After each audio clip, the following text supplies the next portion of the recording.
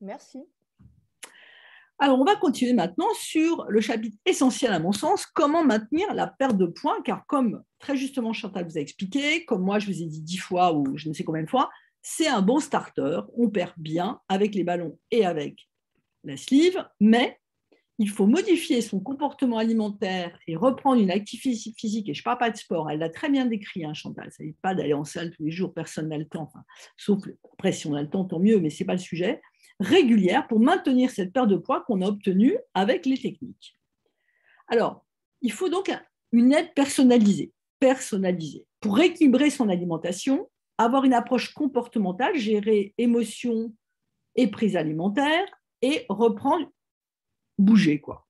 Ne pas, surtout si on est effectivement dans un métier où on ne bouge pas beaucoup. Alors, le rééquilibrage alimentaire, c'est la diététicienne qui va vous aider à rééquilibrer. En général, vous savez déjà ce que c'est, mais vous n'y arrivez pas. C'est des repas équilibrés parce qu'il faut éviter les hypoglycémies. Si je ne mange pas le matin, pas le midi, que je rentre chez moi le soir, forcément, je vais manger la baguette que j'ai achetée parce que mon organisme réclame. Si je me mets en restriction de calories, je ne mange pas, là, je suis au régime, je veux perdre 3 kilos. Et au bout d'un moment, je vais craquer, je vais être frustrée et donc je vais rechuter, en plus avoir le sentiment de culpabilité. Il faut se faire plaisir. On peut, parce que ce n'est pas comme le tabac, ce n'est pas comme l'alcool. Manger, ça fait partie de la vie. Donc, il faut arriver à maigrir, mais se faire plaisir en apprenant des recettes qui soient faciles à faire, pas trop chères non plus, adaptées aux saisons, gérer ses courses avec des produits de saison et la good food. Si on prend des aliments ultra transformés, ils sont moins bonne qualité nutritive, donc on va être rassasié pour des quantités plus importantes, et s'ils ne sont souvent pas à la table, donc on mange plus, et éventuellement participer, si on peut, à des ateliers de cuisine pour apprendre, si on n'a pas de culture culinaire. Mais il faut savoir qu'avec l'équilibrage alimentaire, il y a un poids de forme qui va intervenir. Votre cerveau, par rapport à votre histoire à vous, va dire, mais là, si vous essayez de perdre plus, il va dire, vous êtes famille, il va essayer que vous dépensiez le moins possible. Donc, c'est pour ça que les techniques qu'on vous donne quand vous avez beaucoup de poids à perdre, elles vous aident à passer ce cap. Parce qu'il y a un poids de forme de chacun qui est déterminé par la taille, bien sûr, les muscles, etc. et l'historique des régimes aussi. Donc, l'approche comportementale, elle est différente. En fait, le comportement alimentaire, ce n'est pas uniquement je mange des haricots verts, je mange à chaque repas, je mange des bonnes choses, des protéines, good food, ok. Sauf que, en fait, la prise alimentaire, elle dépend de plein de choses, des habitudes, du besoin physique, certes, des émotions beaucoup, et de ce que je connais. Ah ouais, non, manger un carré de chocolat, c'est interdit, jamais je vais grossir. Non, un carré de chocolat, ça ne va jamais. C'est la tablette, tous les jours, très régulièrement qu'il n'y a pas. Ça dépend de votre éducation, ça dépend de votre religion, ça dépend de votre état financier. C'est sûr que manger des légumes, du poisson, quand on a des problèmes financiers, il faut arriver à trouver une solution. De votre santé, si vous avez une maladie, elle va peut-être nécessiter plus d'apport nutritif. Et de votre culture. Les Maghrébins n'ont pas la même culture que les Africains ou que les Européens. Donc tout ça, c'est la prise alimentaire. Et ça détermine votre comportement alimentaire. Autrement dit, il y a deux systèmes. Il y a le système pour contrôler son comportement alimentaire. Il y a la satiété, la faim, j'ai plus faim, mais il y a le plaisir, j'ai plus envie. C'est pas la même chose en fait. Donc quand on mange, il faut arriver à manger en prenant conscience de ces sensations alimentaires. Je mange, est-ce que j'ai encore faim? J'ai mangé, ok, là je vais remanger le plat qui reste ou je finis mon assiette. Est-ce que j'ai encore faim? Est-ce que j'ai encore envie? Pas forcément. Manger en pleine conscience, c'est des exercices qui sont hyper intéressants quand on veut gérer son comportement alimentaire. Ça ne veut pas dire le faire tout le temps, hein, mais de temps en temps.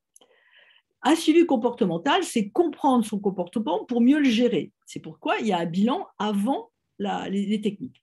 Retrouver la sensation, comme je vous ai, de faim, de rassasiement, écouter ses sensations alimentaires, observer les déclencheurs de prise alimentaire pour gérer les grignotages. Comme dit très justement Chantal, il y a des fois, je sens que j'ai du stress, j'arrive à gérer. Bon, manger un peu, c'est pas grave. Sauf quand on a des antécédents de surpoids et d'obésité, c'est sûr qu'on est plus sensible. Mais il faut les observer pour dire qu'est-ce que je peux faire d'autre. Est-ce que je vais plutôt aller m'acheter, je sais pas, des affaires, ou est-ce que je vais aller au sport, ou est-ce que je vais aller me balader, etc. Éviter la restriction qui favorise le yo-yo. Et de temps en temps, effectivement, il y a des troubles très spécifiques qui justifient une prise en charge spécifique psychologique. Quand vous avez des pertes de contrôle régulières, je suis stressée, je mange tout ce qui se passe, quitte à être malade, il vaut mieux se faire aider parce que sinon, quelle que soit la technique, ça va être compliqué dans la durée. Du temps pour soi, il faut en prendre un peu. C'est pour ça que je disais, il y a de la grossesse, on prend moins de temps pour soi quand on est enceinte, puisqu'on est enceinte et qu'après, il y a le bébé qui arrive.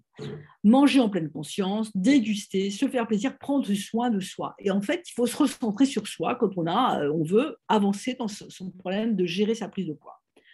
Quand on part à l'activité physique, en fait, soit on a un coach, on a une culture déjà d'activité physique qu'on a arrêté parce qu'on était en surpoids, ou on a un conjoint ou un copain ou quelqu'un ou une copine avec qui vous motive, là, dans ce cas, très bien. On va reprendre l'activité physique. Mais si on n'a personne, c'est pas mal d'aller voir les éducateurs physiques qui vont vous faire un bilan pour voir déjà qu'est-ce que vous bougez par jour. Si vous êtes une sédentaire au bureau, vous allez bouger moins que celui qui court partout, là, qui livre les fast-foods à tout le monde en vélo. L'activité physique, c'est une chose qui est importante, c'est ça dont on parle, versus le sport. Après, on peut faire du sport, mais tout le monde n'a pas envie de faire du sport. Si vous faites du bricolage, c'est de l'activité physique. Si vous faites du ménage, c'est de l'activité physique. Donc, ce n'est pas la même chose. Donc, chaque personne a un niveau d'activité physique que, en général, l'éducateur physique peut quantifier et puis déterminer un bilan. Avec ce bilan, la durée que vous faites, le type de pratique, le matériel, l'environnement de pratique, et va vous proposer un bilan qui est basé sur vos envies et votre emploi du temps. C'est pour ça que tout le monde est différent. Et Chantal a bien exprimé. Moi, je n'ai pas le temps ni l'envie d'aller. Elle fait son yoga, elle fait sa marche nordique. Très bien. Si on arrive déjà à dégager 2 fois 40 minutes par semaine pour faire une activité physique, quelle qu'elle soit, c'est déjà pas si mal. Marcher, c'est pas mal. Après, il ne s'agit pas uniquement de balader son chien, parce que ça ne va peut-être pas suffire. Mais c'est quand même une activité physique aussi. Justement, après, j'ai une petite question par rapport au sport. Après la pose du ballon ou de la sleeve, à quel moment, enfin à partir de quand, grosso modo, peut-on commencer un sport, et non pas une activité physique, un sport, ou peut-on le reprendre? En général, pour le ballon, au bout d'une semaine, les gens prennent une activité physique, ça peut être 2, mais en général, c'est 1. Pour la sleeve endoscopique, c'est vrai que la première semaine, quand vous êtes au liquide bouillon, machin, c'est peut-être pas le moment, on peut marcher, bien sûr. Les gens, ils sont moulinés, en général, ils reprennent au bout de 2 semaines. Après, ça dépend de la fatigue que vous avez. Il y a des gens qui sont arrivés fatigués, stressés pour l'intervention. Ils sont un peu plus fatigués que les autres. Bon, ils vont mettre un mais activité physique, dire je remarche, on commence doucement. On écoute son corps aussi. Est-ce que les abdos sont à prescrire, que ce soit pour le ballon ou la sleeve? Dans les 2 cas, il faut faire des abdos. C'est bien les abdos. Donc, c'est autorisé, quoi. C'est tout à fait autorisé. Au contraire. Alors évidemment, peut-être pas tout de suite, encore une fois. Il faut écouter son. Voilà, c'est comme quand vous avez été malade et que vous faites du sport. Admettons, il y a des gens qui sont sportifs, ils vont à la natation, ils sont malades, je sais pas, ils ont une maladie, ils vont reprendre, ils vont peut-être attendre un petit peu, ils vont y aller un petit peu doucement pour reprendre leur entraînement. Donc l'activité physique, c'est pareil. Il faut y aller doucement, mais marcher, c'est jamais traumatisant.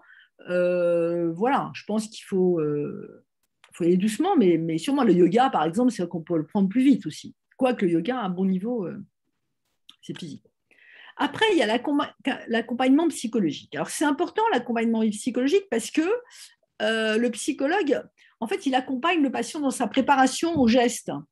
Et après, il l'accompagnera dans l'adaptation. Elle a très bien décrit, Chantal. Bon, elle avait commencé avant. Mais, alors, il interviendra à 2 reprises, c'est-à-dire avant le ballon ou l'endosleeve et pendant. Le bilan, c'est pour ça que moi, j'aime bien avoir votre bilan parce que ça vous permet, vous, de réfléchir et ça permet de mieux choisir la durée des ballons, par exemple. Ça vous permet de voir combien de temps il faudra un accompagnement et puis aussi de choisir la technique, des fois. Il définit les contre-indications, il évalue vos motivations, votre capacité à mettre en œuvre des changements comportementaux. Et si il sent que c'est un peu light, il vous propose un accompagnement après. Tout le monde n'est pas suivi en psychologie. Il y a des gens qui le sont, il y en a qui ne le sont pas.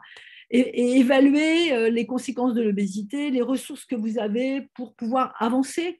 Donc, il vous entoure en fait par rapport au stress que vous avez et vous propose ensuite une prise en charge pour orienter le suivi après et déterminer vos attentes. Et donc, c'est vrai que c'est intéressant d'être accompagné. On n'est pas toujours accompagné longtemps et parfois on n'est pas accompagné du tout, mais ce bilan vous permet, vous, de positionner votre problématique de surpoids par rapport à vos émotions, par rapport à votre vie. Et parfois, même si vous n'allez pas être suivi au niveau psychologique, l'expérience que j'en ai, c'est que quelques mois plus tard, 6 mois, 8 mois, j'ai bien perdu, mais je commence à... Il y a le Covid qui est là, je ne suis pas bien et tout. Et les gens, ils ont fait cette consultation et parfois, ils vont refaire peut-être une consultation quelque chose pour se faire aider parce qu'ils sentent que là, ils ont besoin d'être aidés. Ce n'est pas tout de suite au début. Hein.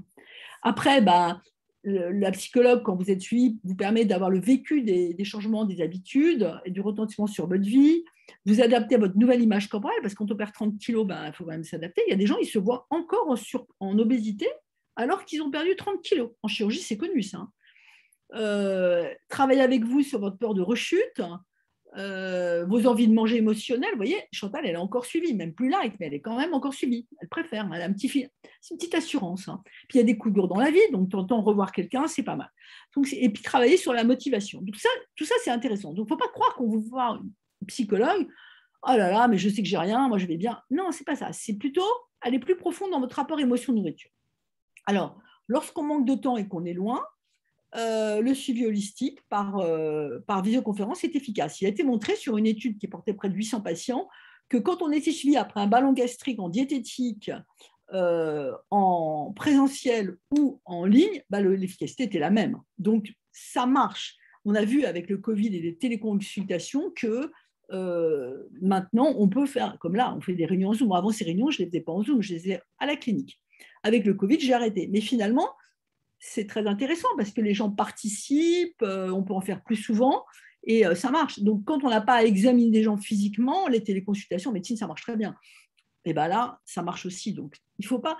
C'est pour ça que j'ai répondu à la question tout à l'heure. Il faut choisir le suivi qui vous convient. Si vous êtes très occupé, vous y habitez loin. D'ailleurs, Chantal n'avait personne dans le Cantal. Elle a pris méthode co qui fait par visioconférence des suivis au début pendant un an. Je pense que c'est important d'avoir le suivi qui vous convienne et ce n'est pas une limite le fait d'habiter loin ou d'être chargé. Parce que quand on fait une technique pour s'aider à perdre du poids, pour qu'on soit aidé pour perdre du poids, il faut avoir l'accompagnement avec. Et on le fait en visio si on n'a pas le temps. Alors, méthode co, effectivement, propose des accompagnements. Moi, j'avoue que j'en vois pas mal de patients là-bas. À distance, il y a des consultations avec un Stab Sapa qui donne donc, des indicateurs physiques pour ceux qui en ont besoin. Il y a des diètes qui font du comportemental, il y a des psychologues. Les objets connectés, je crois qu'ils n'en font plus, mais ils donnent pas mal d'envois, de conseils personnalisés. Les diètes vous envoient par mail, enfin, elles vous coachent, quoi. Elles sont là. Et donc, évidemment, après le bilan, quand ils le font, ils envoient le compte-rendu à l'équipe médicale qui vous a adressé à eux. Donc, c'est assez pratique parce que les gens, ils prennent rendez-vous sur Internet, ils font leur consultation. Moi, j'ai pour la deuxième consultation tout par mail de leur compte-rendu, que je discute avec mes patients. Lors de la deuxième consultation, on fait l'échographie. Et donc, on avance, quoi. On avance. Voilà. Écoutez, moi, j'ai fini de parler. Est-ce que vous avez encore d'autres questions à moi ou à Chantal? 2 questions pour vous. On va revenir juste un petit replay. Quelles boissons, pour la sleeve, quelles boissons sont à éviter avec la sleeve et peut-on boire des boissons chaudes? On peut boire des boissons chaudes, bien sûr. Alors, la première semaine, elle est ric-rac. C'est bouillon de légumes, sans les légumes, tisane, thé, bon, un peu de café, de l'eau. Donc, c'est très light. Au bout d'une semaine, vous remettez les produits laitiers, les jus plus épais, tout ça. Les boissons gazeuses, au début, pas du tout. Parce qu'avec la sleeve. Après, oui. Il ne faut pas boire des grandes quantités. Il ne faut pas boire votre litre de Coca Light, là, ça, zéro. Mais parce que vous risquez d'avoir des ballonnements et que ça. Mais par contre, alors qu'avec le ballon, là, je vous déconseille complètement. Une coupe de chambre, tenter une petite boisson pétillante, d'eau pétillante, tout ce que vous voulez. Oui, bien sûr, pas au début, c'est tout, pas le premier mois. Voilà. Et dernière question, que ce soit pour le ballon ou la sleeve, y a-t-il des facilités de paiement? Oui, alors, il y a des facilités de paiement. Le sujet, c'est le matériel. Je ne peux pas me permettre. Alors, la clinique demande que vous payiez les 3 400 € avant la procédure. Après, le jour J, le jour de la procédure, vous pouvez payer en 3 fois l'hospitalisation. Moi, mes honoraires, on s'arrange, l'anesthésie aussi.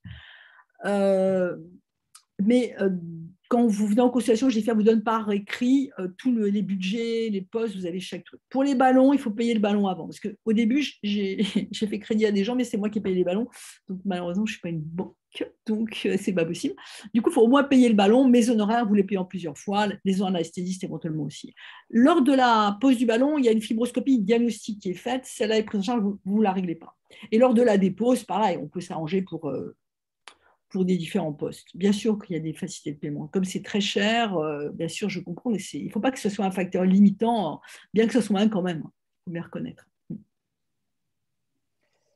J'ai une question qui vient de tomber. Pour la sleeve, la totalité est de 7 500 avec les honoraires, c'est ça? Non, ce n'est pas Oui. ça. Les 7 500 €, c'est pour la sleeve avec l'hospitalisation, etc. Mais auquel il faut rajouter du coup les frais, les fameux frais annexes, les consultations, quoi. Oui, mais par contre, les frais de l'anesthésiste et mes honoraires moi pour la geste, c'est compris dans les 7 500. C'est ça, c'est C'est les le 7 500 €, suivi c'est pour la et les sleeve. Ouais. bilans. Par contre, le suivi et les bilans, ils peuvent être pris en charge éventuellement. Par exemple, l'écho qu'on fait, elle est prise en charge par la sécurité sociale. La fibroscopie, elle est prise en charge par la sécurité sociale. Quand on fait une sleeve, on fait une fibroscopie avant, elle est prise en charge par la sécurité sociale. Ça, c'est un bilan d'obésité. Ce n'est pas la même chose. Oui, pour information aussi, sur certaines mutuelles, ils prennent en compte, il y a des forfaits normalement annuels, où ils prennent en compte, par exemple, si vous avez jamais vu de diététicienne ou de psy, des fois, ils prennent en compte la première consultation. Donc ça, il ne faut pas hésiter à demander des factures pour envoyer justement à votre mutuelle. Ça peut être justement une prise en charge aussi. Pas d'autres questions, sinon. Bon, bah, si pas d'autres questions, écoutez, j'étais ravie de pouvoir participer et vous informer de toutes ces techniques et l'accompagnement. Et je remercie beaucoup Chantal de son témoignage. N'hésitez pas à poser des questions par la suite via Jennifer ou via les réseaux. On pourra même communiquer à Chantal s'il y avait besoin de réponses. Et puis vraiment, un grand merci d'être là, un grand merci à tous et à très bientôt. Et je vous souhaite un très bon week-end. Est-ce que Au juste pour revoir. ajouter deux petites choses, Oui. je voulais juste revenir sur 2 points, sur la partie cuisiner et sur la partie accompagnement. Moi, aujourd'hui, je continue à être accompagnée, mais ce n'est pas forcément lié à ma perte de poids. Je pense que ma perte de poids, il n'y aurait que ça comme problème dans ma vie, entre guillemets. J'en aurais plus besoin de l'accompagnement. C'est parce que moi, j'ai entamé aussi une démarche plus profonde de développement personnel. Enfin bon, bref. Aujourd'hui, l'accompagnement, il est plus par rapport à ça. Ce que je veux dire par là, c'est pas parce que ça ne va pas forcément durer 2 ans, l'accompagnement. Voilà, c'était. C'est clair. Merci de préciser. Voilà, parce que ça pourrait faire peur, alors que moi, dans mon cas, c'est plus pour ça qu'aujourd'hui, je continue à être accompagnée au niveau psychologique. Et la deuxième chose, c'était juste au niveau cuisine. Alors moi, je suis quelqu'un qui cuisinait pas beaucoup, qui cuisine pas trop encore aujourd'hui, si ce n'est que, en fait, j'ai réussi aujourd'hui à me débrouiller, à trouver des recettes faciles à faire, mais qui malgré tout, alors on cuisine un peu, mais sans rentrer dans les grandes cuisines. Enfin voilà, pour vous donner un exemple, aujourd'hui, moi, tous les soirs, je passe une petite heure en cuisine et je cuisine et pour le soir et pour le lendemain midi en même temps. Donc, c'est des choses toutes simples, mais mine de, ça reste des choses que moi, j'ai cuisinées. Et donc, voilà, pour dire que c'est possible, même si on n'est pas des grands cuisiniers et même si, voilà, on n'est pas des adeptes, quoi. Voilà. C'était juste la petite parenthèse. Super, merci beaucoup Chantal. Mais c'est vrai que, bon, après, cuisiner, effectivement, il faut apprendre des recettes simples, mais il faut se faire plaisir. Et quand on cuisine, quelque part, on se fait plaisir. Puis c'est une détente aussi, hein, après. Ça peut. En tout cas, un très bon week-end à tout le monde. Et puis, n'hésitez pas à contacter Jennifer au cabinet quand vous voulez. Et à très bientôt. Voilà. Au revoir.